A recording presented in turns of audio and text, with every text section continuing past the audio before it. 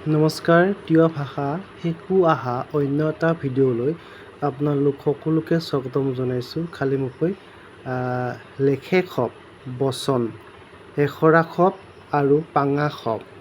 আমি অসমীয়াত যেনেকৈ একবচন আৰু বহুবচন পাওঁ, ঠিক তেনেকৈ তিৱা ভাষাটো এশৰা খপ মানে একবচন, বহুবচন মানে পাঙা খপ। আমি কিছুমান ছিংগুলাৰ নাম্বাৰ এশৰা খপ, আং, মই, পাঙা খপত প্লুৰেল নাম্বাৰত হ'ব চিং। না, তুমি বা আপুনি, নাবোৰ, তোমালোক, আপোনালোক। নে মানে তোমাৰ, নাবোৰে, তোমালোকৰ। পেনে, তাইৰ বা তেওঁৰ, পে, তেওঁ বা তাই, তেখেত, হেবে, ই, তেওঁ, তাই। ইয়াৰ বহুবচন হ'ব পিবোৰ। আমি এনেকৈ ইংৰাজীৰ নিচিনাকৈ আমি বচনৰ বহুবচন আমি ক'ব পাৰোঁ। এতিয়া আমি বাক্য সাজিবলৈ চেষ্টা কৰিম।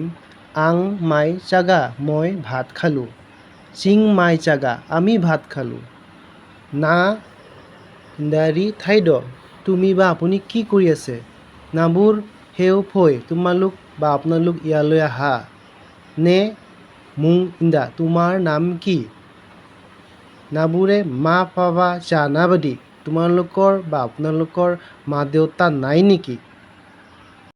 পেনে তাইৰ, তেওঁৰ, এবে বেনে ফেদাঙি, এইখন তেওঁৰ পেণ্ট বা পোছাক। পে তেওঁ বা তাই, পে তাও স্কুলা ফিয়াম, তেওঁ আজি স্কুললৈ নাহিল। হেবে চিঙে ক্ৰাই, এইখন আমাৰ গাঁও। ইয়াৰ প্লুৰেল নাম্বাৰ পাঙা খপ হ'ব পিবোৰ, সিহঁত। পিবোৰ গা ইণ্ডাৰী ঠাইড, সিহঁত কি কৰি আছে? বা পিবোৰ মাই জাগা, সিহঁত ভাত খালে, এনেকুৱা হ'ব।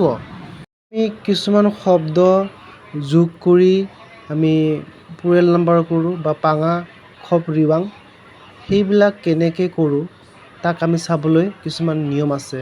যেনে সাধাৰণতে আমি যিবিলাক বস্তু লৰচৰ কৰে, চলাচল কৰা প্ৰাণী, জীৱ জন্তুৰ ক্ষেত্ৰত ৰাও বা ৰৌ প্ৰত্যয় যোগ কৰি আমি পাঙা খপ, লেখে খপ বচন পৰিৱৰ্তন কৰোঁ। যেনে জাদি মাহা, যেনে ধৰক লিভিং যোগ ৰাও, লিভিং ৰাও, মানুহবিলাক। মিণ্ডাই যোগ ৰাও, মিণ্ডাই ৰাও। ঙা যোগ ৰাও, ঙা ৰাও, এনেকুৱা। মানুহবিলাক ক'লৈ গ'ল, লিভিং ৰাও পাজিং লিগা। মিণ্ডাই চিঙ, নুয়াল, ভগৱানে আমাক নাচায়েই। ঙা ৰাও মিয়াওচাই গাৰগা, মাছবিলাক মেকুৰীয়ে খাই পেলালে। আকৌ যিবিলাক জীৱ জন্তু বা বস্তু বাহিনী এঠাইৰ পৰা আন ঠাইলৈ লৰচৰ কৰিব নোৱাৰে, তেনে নামবাচক, সংজ্ঞাবাচক বিশেষ্যৰ লগত মান প্ৰত্যয় যোগ দি তিৱা ভাষাত পাঙা খপ কৰা হয়। যেনে হওক মাখা যোগ মান, মাখা মান। অৰলং যোগ মান, অৰলং মান। মোবাইল যোগ মান, মোবাইল মান। এতিয়া মাখা মান চিঙে, তিৱানে, মাথি। এই মাখাবোৰ বা পাহাৰবোৰ আমাৰ তিৱাসকলৰে মাটি। অৰলং মান, অৰলং মান মানে শিলবোৰ। জিচিপি কাৰি ফি বান্ধি, অৰলং মান গ, তৰা তৰা অৰলং মান গ ফি হালগা। জিচিপি গাড়ীৰে আহি ডাঙৰ ডাঙৰ শিলবোৰ ভাঙি পেলালে। মোবাইল মান, মোবাইল মান পাৰা টানি, লাই ছিগি। মোবাইল বেছিকৈ নাচাবা, ভালকৈ পঢ়া। আমি এতিয়া এশৰা খপ আৰু পাঙা খপ কেনেদৰে কৰা হয় তাৰ কিছুমান অসমীয়া অনুবাদ ক'বলৈ ওলাইছোঁ। মাখা মানে পাহাৰ, মাখা মান পাহাৰবিলাক। অৰলং শিল, অৰলং মান শিলবোৰ। চেয়াৰ চকী, চেয়াৰ মাচা চকীবোৰ বা চেয়াৰ মান। কিলাচ, কিলাচ মান বা কিলাচ মাচা। ন ঘৰ, ন মান, ন মাচা, এনেকুৱা। ঠাই বিশেষে মাচা প্ৰত্যয়টোও আমাৰ থল অঞ্চলত ব্যৱহাৰ কৰা দেখা যায়। সেইকাৰণে আমি ইয়াকো টিয়া ভাষাৰ যি কথিত ৰূপ আছে তাত আমি ব্যৱহাৰ কৰোঁ। এতিয়া আমি মান প্ৰত্যয় বা চা প্ৰত্যয় যোগ দি কেনেকৈ এখৰা শব্দৰ পৰা ভাঙা শব্দ কৰিব পাৰোঁ সেয়া আমি চাম। লিভিং ৰাও, ইয়াতে আমি দেখিছোঁ প্লুৰেল নাম্বাৰত, বা লিভিং মাছা, লিভিং চা একক বচন হ'লে মানুহজন। এতিয়া খৰলা মানে গাভৰু, খৰলা ৰাও গাভৰুবিলাক। মাছু চা গৰুটো, মাছুবিলাক বা মাছু ৰাও গৰুবিলাক। ৱা মানে গাহৰি, ৱা ৰাও গাহৰিবিলাক। এতিয়া আমি যদি বাক্য এটা কওঁ গাহৰিবিলাক ভাত দিলানে নাই, বা গাহৰিবিলাকক ভাত দিছেনে নাই, এনেকৈ ৱা ৰাও গো মাই অস্কানাচা বা আদাৰ অস্কানাচা এনেকৈ ক'ব।